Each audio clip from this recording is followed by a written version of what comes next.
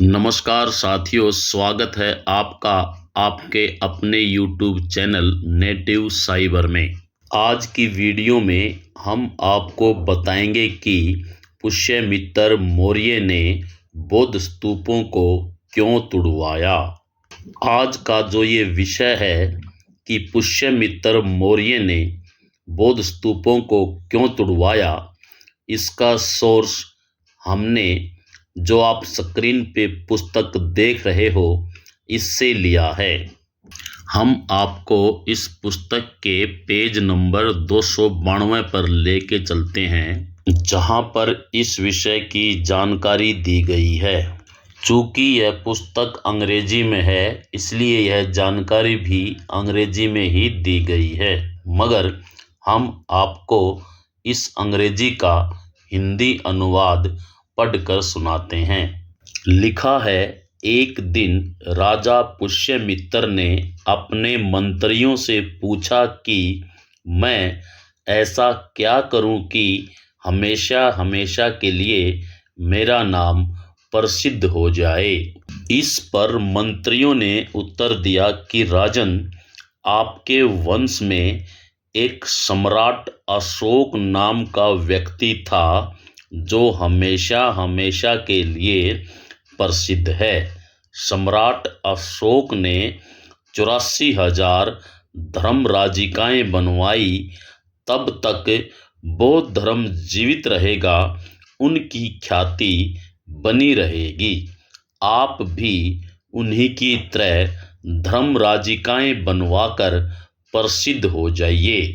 लेकिन राजा पुष्यमित्र ने कहा, सम्राट अशोक महान और प्रतिष्ठित व्यक्ति थे, मैं उनकी बराबरी नहीं कर सकता। कोई और उपाय हो तो वो बताओ। यह सुनकर राजा पुष्यमित्र का नीच और विश्वासघाती ब्राह्मण पुजारी कहने लगा कि महाराज, नाम को हमेशा कायम रखने के 2 तरीके हैं। सम्राट अशोक ने 84,000 धर्मराजिकाएं बनवाई और इस तरह वो प्रसिद्ध हैं। इसके विपरीत यदि आप उन सब धर्मराजिकाओं का नाश कर दोगे तो आपका नाम और भी अधिक अमर हो जाएगा। यहाँ सबसे गौर करने वाली बात यह है कि राजा पुष्यमित्र को 84,000 बौद्ध धर्मराजिकाओं को तुड़वाने की सलाह उनका पुजारी ब्राह्मण दे रहा है। इससे ये स्पष्ट हो जाता है कि ब्राह्मण शुरू से ही चाहता था कि भारत से बौद्ध धर्म नष्ट हो जाए। चलिए आगे बढ़ते हैं।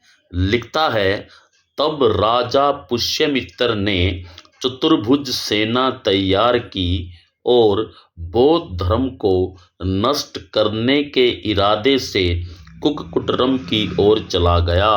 लेकिन द्वार पर शेर की दहाड़ सुनाई दी और वह भयभीत होकर पाटलिपुत्र की ओर लौट गया।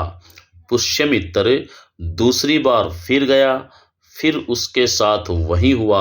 उसके बाद पुष्यमित्र तीसरी बार फिर गया और तीसरी बार भी वह शेर की दहाड़ सुनकर वापस पाटलिपुत्र लौट आया। अंत में उसने भिक्षु संघ को बुलवाया और भिक्षुओं से कहा, मैं भगवान के धर्म को नष्ट करने जा रहा हूँ। तुम स्तूप रखना चाहोगे या संघाराम? भिक्षुओं ने स्तूप रखने का निर्णय लिया, इसलिए पुष्यमित्र ने संघाराम को नष्ट कर दिया और वहां के भिक्षुओं को मार डाला और चला गया। मैं एक बार फिर से आपको बताना चाहूँगा कि मैं हिंदी में वही बोल रहा हूँ जो यहाँ अंग्रेजी में लिखा हुआ है। आगे लिखा है, कुछ समय बाद वह साकला में पहुंचा और घोषणा की कि जो भी कोई उसे बौद्ध भिक्षु का सिर लाएगा उसे वह 100 दिनार का इनाम देगा। साकला में एक अरहत था जो धर्मराजिका में रहता था। उसने अपनी अलौकिक शक्तियों के माध्यम से सिर बनाना शुरू कर दिया और उन्हें राजा को देता गया।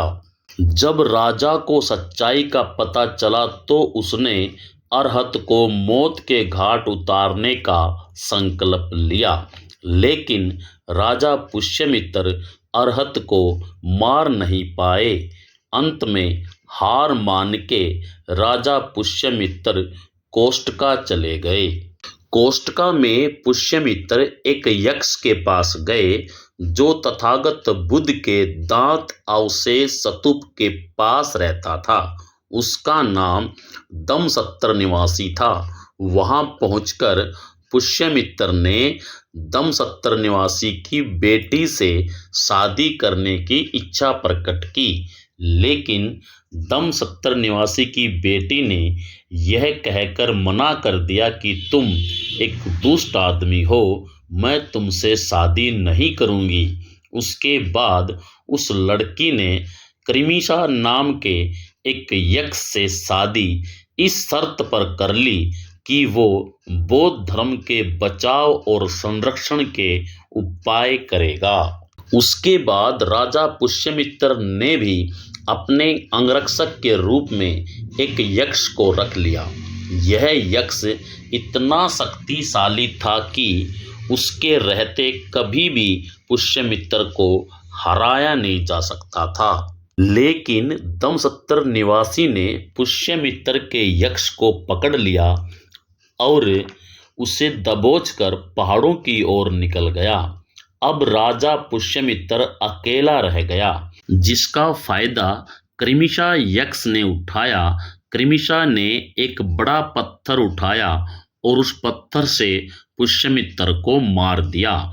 इस प्रकार पुष्यमित्र की मृत्यु के बाद मौर्य साम्राज्य का अंत हो गया। इस पूरी वीडियो को सुनने के बाद आपको शायद ये पता चल गया होगा कि राजा पुष्यमित्र मौर्य ने किसके कहने पर 84,000 बौद्ध स्तूपों को तुड़वाया था। हालांकि राजा पुष्यमित्र सम्राट अशोक की तरह प्रसिद्ध होना चाहते थे, लेकिन प्रसिद्ध होने के और भी कई रास्ते थे, मगर उनके ब्राह्मण पुजारी ने उन्हें यही रास्ता सुझाया। इस प्रकार बड़ी आसानी से ब्राह्मणों ने भारत से बौद्ध धर्म को खत्म कर दिया और फिर पुष्यमित्र मौर्य को अपना पूर्वज भी बना लिया और उनका नाम पुष्यमित्र मौर्य से पुष्यमित्र शुंग कर दिया। खैर, सच्चाई सच्चाई होती है जो देर सवेर ऊपर आ ही जाती है। वैसे मैंने वीडियो में एक शब्द बोला है यक्ष, जिसे पाली भाषा में यक्खा कहा जाता है और संस्कृत में यक्ष कहा जाता है। इसका अर्थ होता है प्रकृति की रक्षा करने वाला एक परोपकारी वर्ग जो पानी, उर्वरता, पेड़, जंगल, खजाने आदि की रक्षा करते हैं। आज के लिए इतना ही। वीडियो को पूरा सुनने के लिए आपका बहुत बहुत धन्यवाद। नमो बुद्धाय। जय भीम, जय भारत।